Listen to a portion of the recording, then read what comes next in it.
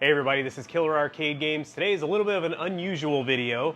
This idea was actually requested or given to me by Grasshopper. He is a fan of the channel or watches the channel, subscriber, and he messaged me and said it would be interesting to see the boot up sequence for the arcade games and to see like how I turn them on and also to go through the service menus. So service menus are something people don't usually get to see on these things.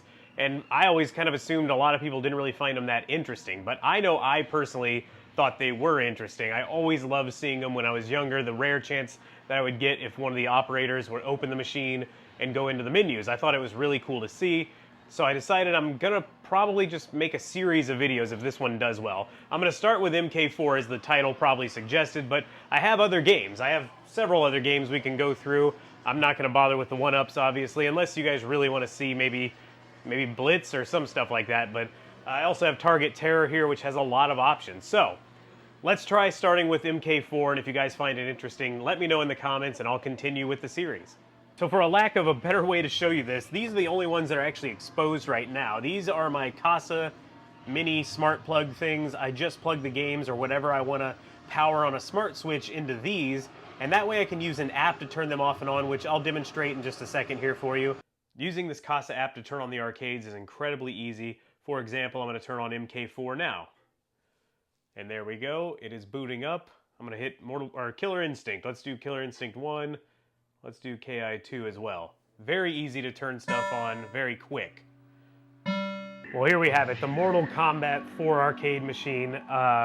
Very nice cabinet. I love the design of the cabinet. I like Quan Chi peeking at you the whole time, judging you. Inside you have your coin mechanisms, which mostly work on this cabinet. They don't work great, but I don't really use them anyway, but you know, a few adjustments might be needed. Here are the buttons to enter the test mode. This escape button, I've never actually messed with that. I never even noticed it said escape, but it's actually also used for service credits, which you can barely see. Volume in the middle here, volume up and down or vice versa. And this is the test switch. This gets you into the test menu of the arcade game. Just so you know, this is where the bills would go. If you had a dollar bill acceptor, it would go in there and it would fall down into the bottom into one of the tubs. And same thing here. This is where the coins go through. It's like a chute that drops into the tubs that are down below there. All right, so I'm going to open up the machine now. I'm going to get into the service menu. There we go. We have the MK4 test menu, game code version 3.0. Which just means I have revision 3, which also means it's the only version you should really be playing. That's my opinion. If you want to go back and see revision 2 and 1 and all that, they're interesting, but 3 is the only one to play, in my opinion. So, in order to navigate the menu, you need to use your joystick, and you can select with any button. Any joystick, any button. It's really easy. Let's go to the menu that you're probably going to use the most as someone with an arcade cabinet. Diagnostic tests. Anytime I install a fresh set of controls and joysticks, I go straight into the switch test. And in here, it's extremely helpful. You can test every single button on the game. Even the bill validator, which doesn't exist on this cabinet, but if you had one, you could test it. So, let's see. You just press a button and you get a visual and audio cue for each button. You can see which button you're pressing. I hit 2 at once there. Got up, down, left, right. All the buttons, basically. Even the stuff inside the coin doors can be pressed. Let's do that, if I can ever get it open. Okay. There we go. There's more, but there you go. To exit this menu, you need to press both start buttons at the same time, and you're out. I don't know if you guys can hear the thunder. It is raining and thundering here. I already had to cancel the other recording of this video because a massive lightning bolt hit nearby and it took out the TVs and all kinds of stuff. So, let's hope that doesn't happen again. Here's the dip switch test. This, I've never used. I've looked at it, don't really pay attention to it. The dip switches are tiny little switches that are on the PCB itself, which is in the back of the cabinet. For me, there's no reason to mess with this. It does set some coin stuff that you can do on the actual board. You need to see the manual because really you're just guessing at that point. This is an interesting one though. Switch bank 1 shows show fatalities and show blood is off, but they both work. So I don't know what that means. Maybe if you switch them to on, maybe this changes to show hide fatalities and hide blood. I really don't know. I should probably check the manual, and if I find an answer, I'll overlay it on the screen somewhere. But let's exit out of here. There's really not a whole lot in this that you need to mess with. I'm going to skip system test for now because all that's going to do is basically reboot the cabinet, run it through the boot up test. We don't need to see that right now. You're going to see the boot up test later. You're probably going to see it later in this too. Let's go to sound test for now though. Sound system test. Similar to a boot test, but it's much shorter. Here we go. I guess it's just checking the sound system. There you go. You got the iconic midway bong. I love that sound. That's actually my text tone on my phone. And there you go. That's all. Shows you the, I guess the version you're running, all that stuff. This is a fun one though. You get to actually play the sound. So lightning, as you move through it, plays them. But if you want to replay them, you just hit another button. There's a lightning sound. Here's Raiden's teleport. Sword block. I love that one. Getting to hear that clean is great. Let's do it one more time. Get over here. You're gonna make it like a club beat. Get over, good stuff. All right. Kunchi. Kunchi.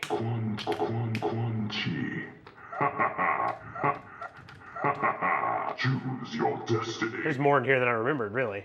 All right, it's back to lightning. So we can go through them quickly. I don't know what that's really for. Maybe if you think your board isn't outputting all the sounds and the sound system test shows it's fine, maybe you can do that. I don't know. Or maybe it's just to test the speakers for all I know. This is another very helpful one, monitor patterns. In here, this is basically the same on almost all arcade cabinets, at least the ones I own. But this is very helpful because if you have a CRT, which I guess really if you have any monitor now that I think about it, but the CRT especially has a red, green, and blue pots, they call them, potentiometers, basically just a knob you can turn to adjust the brightness of the red or the intensity of the red, the green, the blue. So when you press that, you get a nice bright, I mean, you guys see it looking weird, but I see it as a nice bright red screen. You press a button and it goes away. You press green, you can see that. Actually, can we scroll? No, you can't scroll through, but green, blue, very bright. If anything, my green looks a little low. This one is great for me. I use this one a lot too when adjusting the contrast. This shows you all the colors at once. When you adjust the contrast and you adjust it too high, you'll start seeing the colors bleed into each other up here. So you know you've done it wrong at that point. I have used this screen also to adjust the brightness of the monitor. And if you listen to Mike's Amateur Arcade Monitor Repair, the best way to do that is to turn the brightness up until the black areas are no longer black. And then turn it back down until just that area is completely black and it looks good. On camera, I think it represents it pretty well. It's much darker down here, of course. The grayscale may also be a good way to do that. I'm really not sure what the grayscale is for. I've never really felt the need to use this one, but there it is just in case. The sizing pattern is helpful. Helps you get this image inside your monitor, and yes, that is important because all monitors seem to be adjusted slightly differently out of the box, I guess, or whatever you want to say. Maybe different games show a different size of an image anyway, so adjustments are always nice. Even if you're running an LCD, this can help you. All right, let's go back here. The burn-in test. I am going to run this, even though it is going to kind of show the system test, but it was interesting. Let's see what it does. Basically, it's going to go through everything, test it all. It's doing like a full, I guess, test of the entire system. I'm not exactly sure what the point of letting it loop is. Again, somebody who might know more about arcade boards can maybe give me the real... There's the bong. Give me the real reason why this does this. I thought it would end after this and just loop, but it actually does something pretty interesting. Testing the RAM, come on. I'm hoping we don't get a power outage from the lightning. And I'm hoping it doesn't damage my stuff. Here we go. This is actually what it looks like when it boots. Not that part. Sorry. See, this is interesting. I don't know why it's doing all this, but it's going to cycle through everything, basically. I don't really know what the point of it is. I want to know,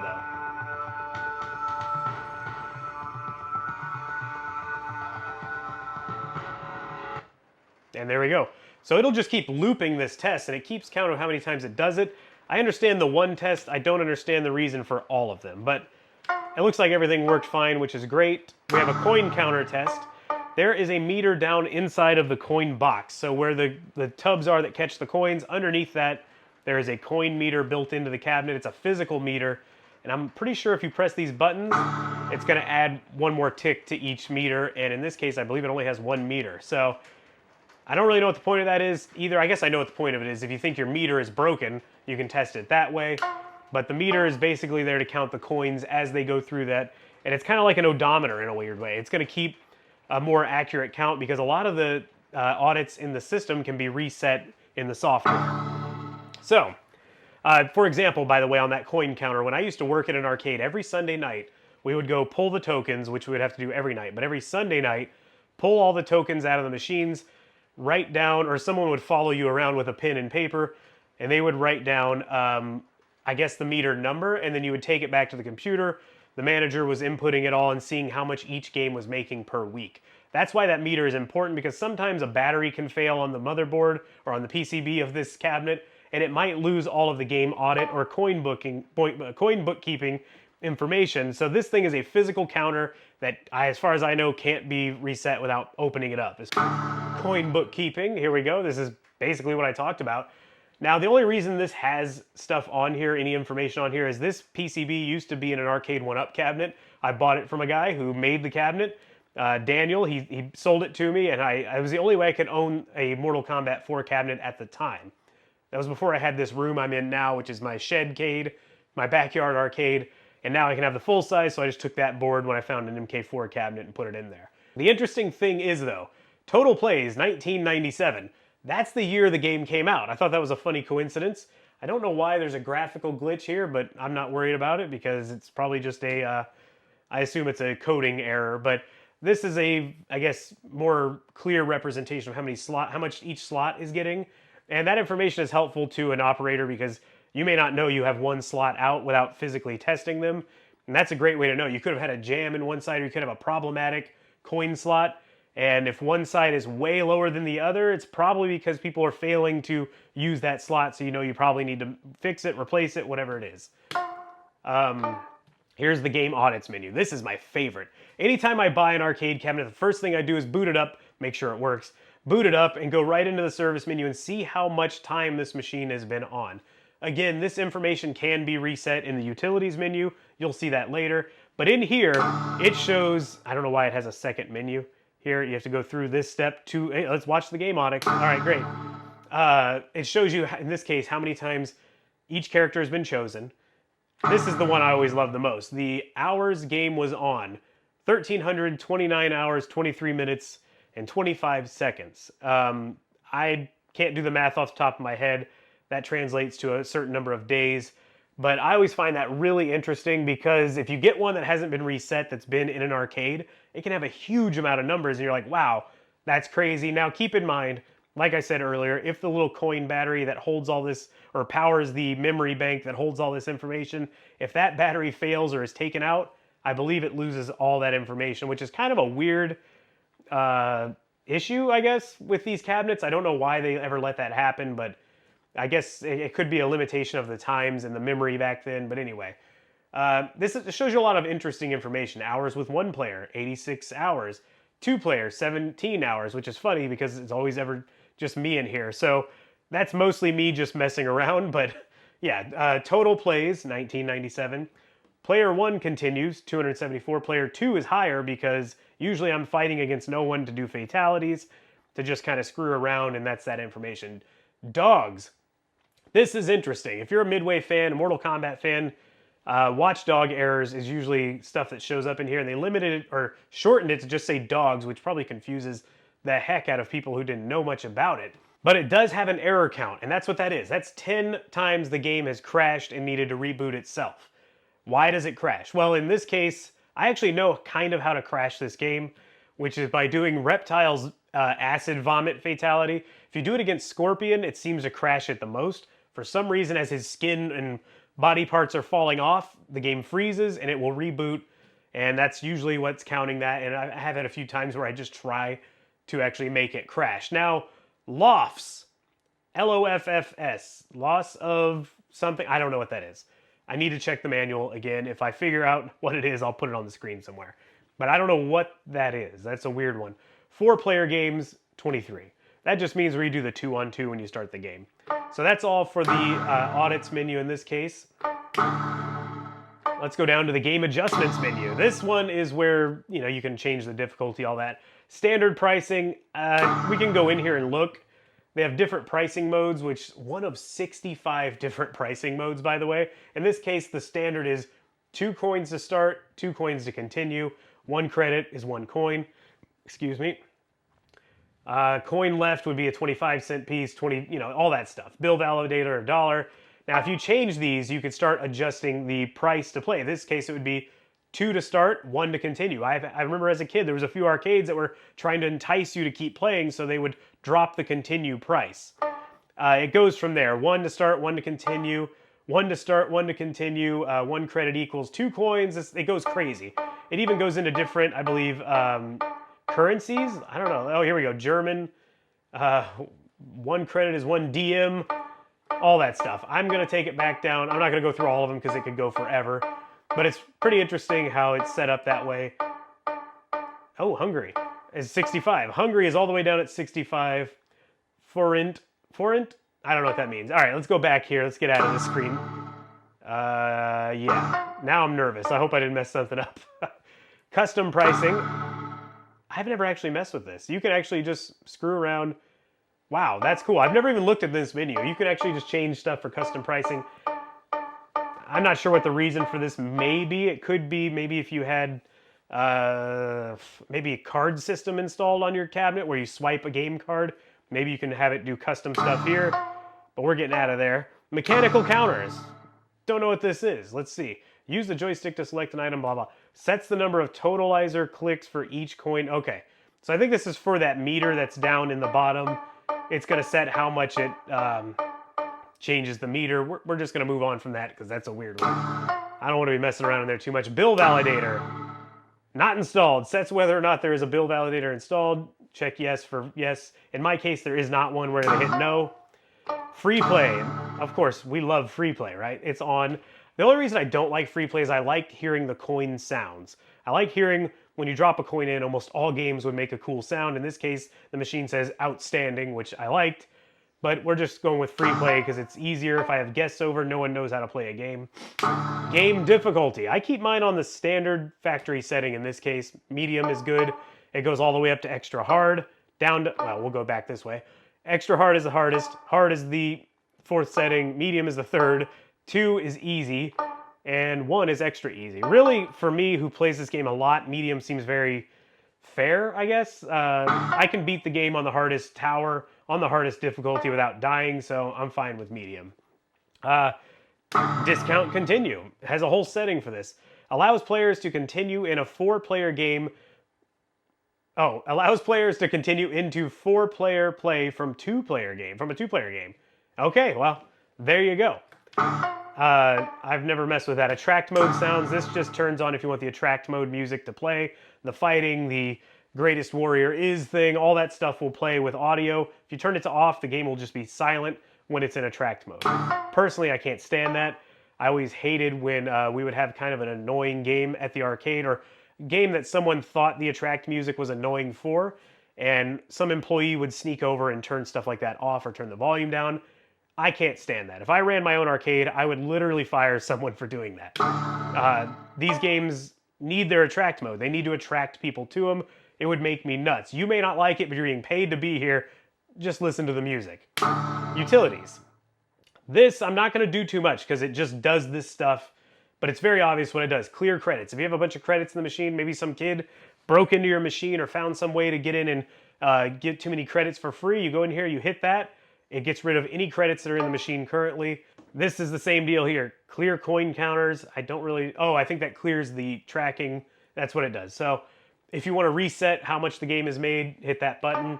If you want to reset the game audits, which is where we saw how much time it was on, you hit this. It sets it all back to 0, which I don't really like, but some people might. Actually, I do this after I see what the machine had. I usually take pictures of it just to have a record.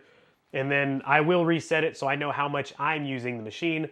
So the time you saw me show you, which was like 1,300 hours or something, that's how much time it's had since I've had the machine. Or on time since I've had the machine. This resets all the initial screens, puts them back to the default settings. Default adjustments, this resets, I believe. Everything in the adjustments menu, I believe, gets set to default. Factory settings. This will reset the entire machine back to as it came from the factory. I believe it deletes everything. All the high scores, all the coin counters, all the audits, all the high scores. I think I said that. All that stuff gets deleted. I never have any need to do that. This one's pretty interesting, actually. Set time and date. I've done this before. Let's see. I'm recording this on Sunday, May 5th. Okay. At 1 o'clock. For some reason, it doesn't keep very good time. I've adjusted this a few times, and it never keeps good time. Eventually, it gets off. But hey, let's do it. We're going to hit the start button to set the time. I don't really know what the reason for that is. I don't know why it needs to know what time it is, but it's there for some reason. So that's the utilities. Let's go to system info. This is just going to tell you your serial number, which when you play on like emulation, it just has either a random number or like 1, 2, 3, 4, 5, 6. It's really cool to have a real PCB because you get to see everything about the machine. This is game type 461. I don't know what that means. Could be an internal thing from Midway. Date of manufacture. I know when this game was manufactured. In this case, it's the PCB because this PCB did not come with this cabinet, but it was September 10th, 1997. The game code version, the game code compiled, which has nothing there. I don't know why. Diagnostic code version is 2.1. Disk ASIC U11 version is B5. Here we go. That's the time and the date, buddy. It's counting. Maybe it is counting a tad fast, second-wise. Maybe that's what it is. But anyway, it's there. And last but not least, we have the volume adjustment. Minimum volume, I like that. I wish it had a, I've seen a few machines for some reason, don't know why, a few PCBs or machines specifically, or maybe it was old revisions, would have an attract mode volume separate from the regular volume, which I like. Sometimes you don't want the attract mode to be super loud. Like if it's in a home setting like this, you don't want it to be crazy loud, and there you go. That's what that's for, or that's what that would be for. Minimum volume, I don't really know why they have a minimum because you just set the volume. But maybe if you want to set it to where some jerk employee can't come in and just turn it down inside the coin door, because there is an option to turn it down without even going into the menu.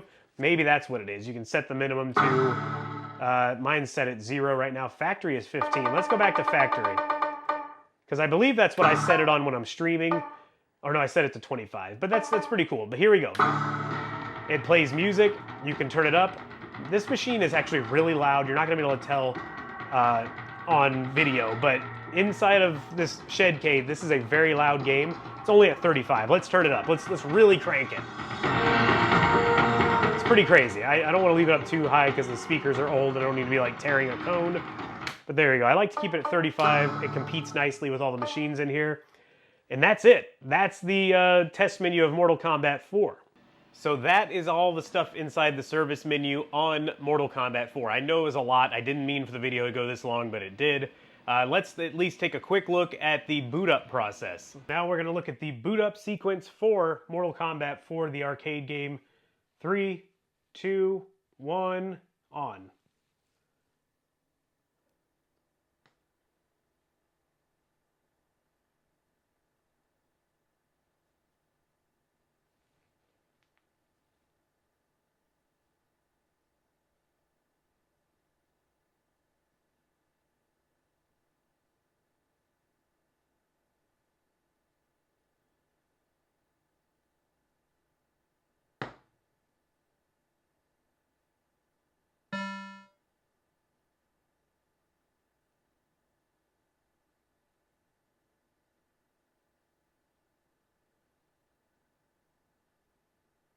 Well, that's the Mortal Kombat 4 boot up process. I hope you guys found this interesting, and if you did, please let me know in the comments. I'm always kind of self-conscious about making videos like this because I'm unsure if that's really what people want to see or if it's just me nerding out about arcade games like I tend to do. But let me know in the comments what you guys thought. Subscribe if you're new to the channel, and especially if you want to see more stuff like this. Give me a thumbs up if you enjoyed it, and I may see you on another one of these soon. Thanks for watching.